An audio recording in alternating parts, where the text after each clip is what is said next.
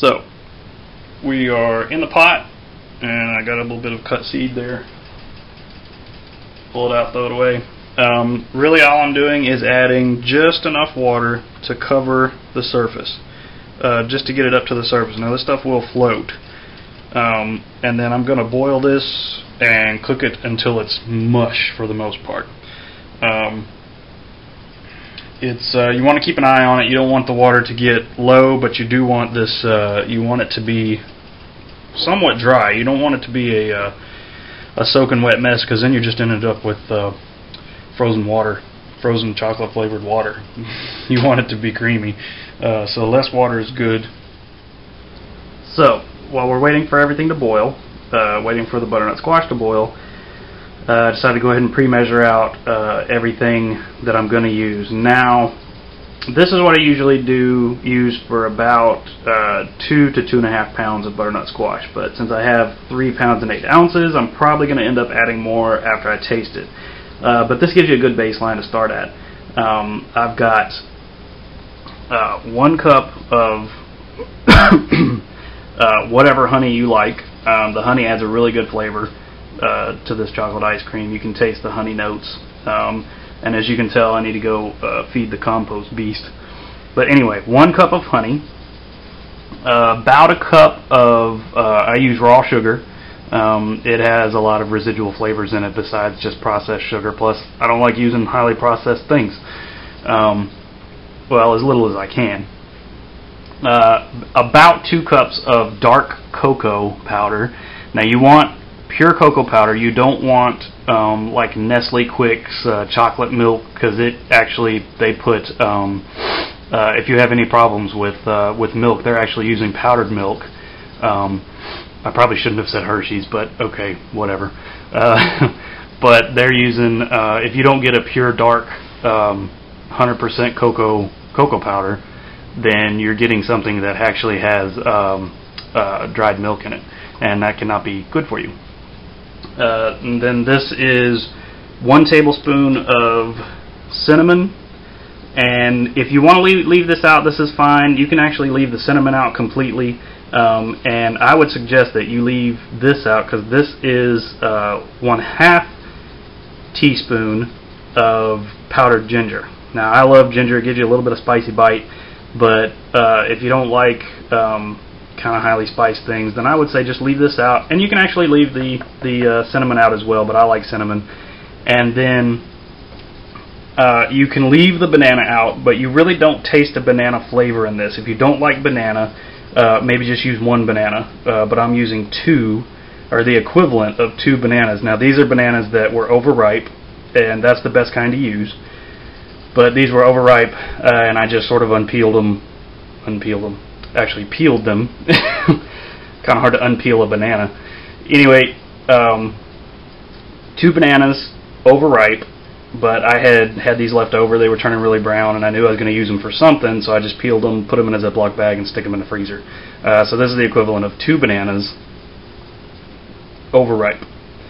And that's about it for the recipe. I'm going to start adding things as soon as we get our boil on, which is going on over here. As you can see, things are starting to work. You don't really have to worry about stirring it right now. I've got my heat cranked up pretty high just to get it up to a boil, and I usually do it with the lid off, so I lose a little bit of water just in case I had too much. Anyway, we'll start adding ingredients later. Okay, so my battery died before that last, right after that last section of video, so I had to let it recharge, and while it was recharging, I wound up just going ahead and boiling this down.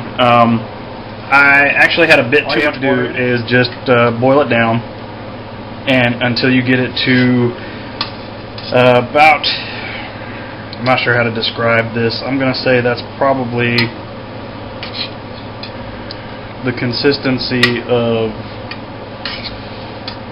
wet mashed potatoes, maybe. It should actually pile a little bit. Now this is before it's actually anything is mixed into it. There's no sugar in here, it's just a squash and water. And once you get it to this point, Once it starts to reduce down and start to cook down, you want to make sure you stir it a lot, because it'll all just sort of settle to the bottom, and you'll just see boiling water on top, and you have it will actually scorch on the bottom of the pot. So cut your heat back until you get light boil or easy boil, and you'll just get it to this point where it's actually it'll pile up on itself a little bit. It'll leave a little crater sometimes where it drops in, and rough estimate, that's fine. So now all you gotta do is just add your ingredients, your sweet stuff, your sugar. Add your sugar, get it all in there. Your honey.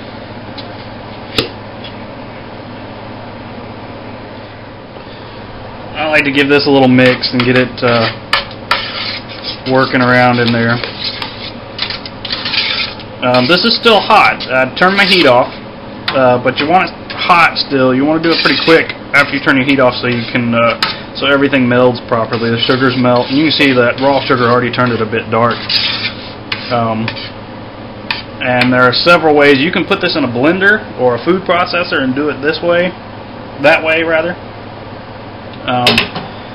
But I like to start mixing it in with my little hand blender here.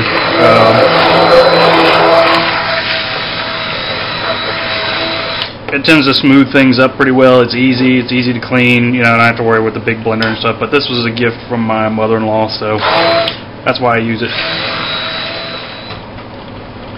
So once you start getting it mixed in, go ahead and add your ginger and cinnamon if you're using it. It all dumped in there pretty much. This is the banana, which I know looks disgusting, but it was frozen. And your cocoa powder. Now I do a little cocoa powder. Like I said, making a mess is great. And clean it up later. Just don't leave it for your wife. She won't appreciate the ice cream that much if you do.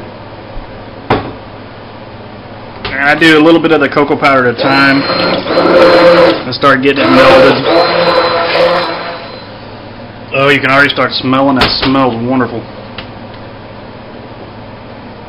Now I like lots of chocolate. My wife likes lots of chocolate. That's why we use 2 cups. It can be a little bitter. It can be a little bit much. So you can back off on the chocolate, add more sugar. Like I said, it's to your own taste. So I'm going to add the rest of this cocoa. Yeah, dump the rest in. And I'm going to blender it up, and then we'll be back. And I'll show you how to freeze it. There's several different ways you can actually freeze this. So it is actually blended up, and you basically have the consistency of kind of like yogurt for the most part. You can actually go from yogurt to pudding. If it's thick like pudding, it's going to be pretty smooth. This may actually be a little bit. This may form some ice crystals, but we'll see. But I'm going to give it a taste test. And no, I'm not double dipping. I haven't tasted this spoon before, but I think that's about right. I don't think I need to really do much of anything else to it. A nice bitter from the chocolate. I can feel that little bite from the ginger. The cinnamon isn't overpowering. It's not starchy at all.